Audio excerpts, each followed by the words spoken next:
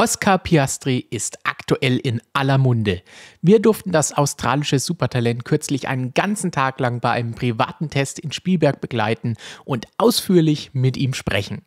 Teile des Interviews habt ihr schon in unserer Reportage auf unserem Hauptkanal gesehen. Hier jetzt das ungeschnittene Gespräch von Christian mit Oscar. So you had a pretty long debrief after this day of testing. How was the testing day? What was the program? What did you learn? Yeah, it was a very cool day. It was nice to be back at the Red Bull Ring here. It's been a couple of years since I was last here, so to get back on track was very fun. And yeah, completed a lot of laps. We tried quite a few different sort of switch changes and you know some setting changes. So yeah, very productive day. We learnt a lot, and you know it's some good physical training as well, because you know it's a bit of a step up going to F1, especially on your neck. So yeah, it's surviving at the moment, which is nice. Surviving, okay. Yes. It's I'm not having to use the headrest, so we're all good so far. But no, it was very fun. So no pussy pads on there? No pussy pads. I've had to use them a couple of times, which I'm not proud to admit. But yes, today they were all good. So testing in Formula 1 is pretty rare nowadays, and it's something really special. You came as champion in Formula 3, champion of Formula 2, and you're not racing. You're a race driver, you like to race. But how important was this testing program from Alpine for you to commit to the team in the long term? Yeah, it was you know, a massive I guess commitment from both sides. Because you know the debate towards the end of last year was whether I race in something else, you know, maybe sports cars or something like that, or do the testing program in this year's car. And for me, I felt like there was much more benefit in testing in an F1 car, and you know the most recent F1 car, than racing in something else where some of the I guess learnings wouldn't necessarily translate into Formula 1. So for me, it was the sort of best solution we could come up with given the situation. You know, obviously I would love to be racing this year, but unfortunately it hasn't panned out that way. But yeah, I think, you know, like you said, it's very rare to see a testing program like this these days. So, you know, it's a big commitment from Alpine to, you know, to get me up to speed and to allow me to learn to hopefully get on the grid next year. What can you learn on a testing day like that you cannot learn in free practice sessions you probably will get this year or in the sim? I think compared to the sim, you know, there's nothing the same as real life driving. You know, obviously the simulators, especially F1 simulators, are very, very accurate, but you know, you don't have the air in your face, you don't have the G-forces, so you know, it's never quite the same. So I think from that point of view, it's always very valuable to go testing, and you know, in these long days, first we've got a lot more time than an FP1 session, and just a race weekend generally, we've got, you know, the ability to change stuff that isn't necessarily going to make the car faster, but just try extreme things just to see what they do. So that's the benefit of going testing and sort of having these tests compared to FP1. And also for me, it gives me more time to learn as well. You know, I think we did 107 or 8 laps today, and in FP1, you know, maybe you do 30 or even less. So, you know, there's much more mileage, and you can try a lot more things during the day. The problem is probably that the regulations don't allow you to run the current car, that you have to use the testing of previous car regulation. But how much can you transfer from that into the current cars or next year's cars or whatever? I will tell you once I drive the current car. But in terms of, you know, a lot of the sort of, I guess, driver, you know, sort of interface stuff, you know, the steering wheel, the pedals, seats, you know, all of that is, you know, massively transferable to this year's car. And you know, just the way the switches work, obviously you can change the diff settings and stuff like that. A lot of that stuff, you know, can be carried over if you want. So, you know, from that side of things, it's still very useful to understand that. And at the end of the day, it's still a Formula 1 car. You know, it's obviously a very different philosophy. But in terms of the speeds, the lap times are very similar. You know, they're obviously a bit heavier this year, so that's one thing we can, I guess, try to model as well if we want, running the car a bit heavier. But I think there's definitely still quite a lot of stuff that you can transfer into the new year of F1. This testing program is very much focused on you, which is pretty abnormal because usually they're trying to make the car faster, which is not their aim at the moment. There are no brakes on the car, nothing like that, new parts. How do you feel that test inside the car compared to what you would call a normal testing day? I think for me, you know, obviously the car is not going to change anymore. It's not going to be developed. It's, you know, its life as a race car is done. It's now purely for testing. In terms of that stuff, for me the testing is actually quite similar to the junior testing I've done, because, you know, in all the junior categories everyone gets the same car. Yeah. You can change some setup items, so it's almost exactly the same as going testing now.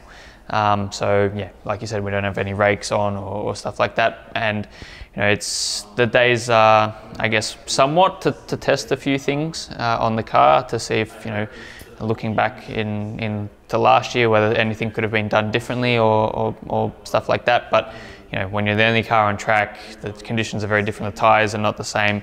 It's quite difficult to you know, compare. So it's you know, I would say 99% for my learning, which is great. And yeah, I think with the car obviously not developing, you know, I know more or less what the car is going to be like every time.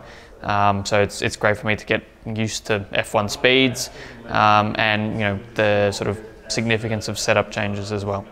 What kind of feedback do you get after the runs or in the debrief? Is it just that the engineers tell you what you did, look at overlays? Do you talk to some driver coaches, or are you very close to Mark Webber, who's in your management? Are you talking to Esteban or Fernando? What is the feedback you're getting? I think in terms of like overlays and stuff like that, it's obviously quite difficult to compare. And you know, I think when you get to F1, you're, I guess, expected to be at a very high level, where, you know, you don't need to go for hours looking through your own driving data. In terms of trying stuff on the car, definitely we analyze that and you know, look at what changes did. And you know, when you're the only car on track, of course, it's impossible to compare to anything else. So a lot of the, I guess, feedback is done, you know, via feelings, and you know, how I thought the changes behaved and stuff like that. So stuff that I can, you know, still keep in my mind for when I go into a competitive environment. Because at the end of the day, you know, we are trying to find stuff to still go quicker. We just don't have anything to compare to except ourselves. So, of course, I'm trying to learn as much as I can in terms of driving, and learn as much as I can in terms of what setup changes do and how I can manipulate the car myself with my driving style, and also with all the switches on the steering wheel as well. So there's, yeah, quite a lot to learn, even if there's no lap times or overlays to really compare to.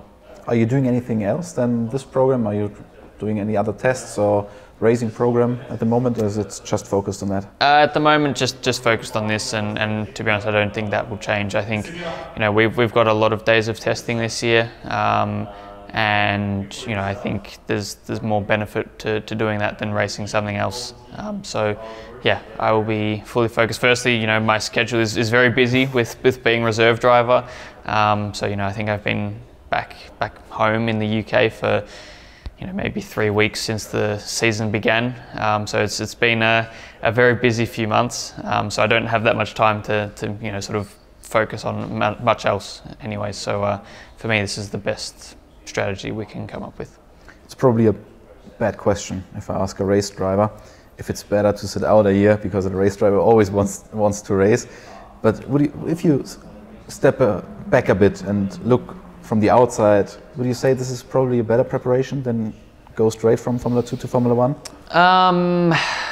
No, I don't think so. I think, you know, the best way to learn is by driving. And, you know, I think for me, that's not to say that you can't learn a lot this year. I'm already learning a lot, firstly in this testing program, but also, you know, the F1 environment and the atmosphere and you know, the calendar is so much more extreme than F2 and everything else I've raced. So In terms of the driving, it's definitely better to of course be racing, but in terms of the media commitments, the traveling schedule, getting used to jet lag, trying to fit in when you're going to go to the gym, when you're going to train and stuff like that, trying to manage a lot of the time management stuff is very, very useful for me this year, because I can do a lot of those things without, I guess, the pressure of having to perform.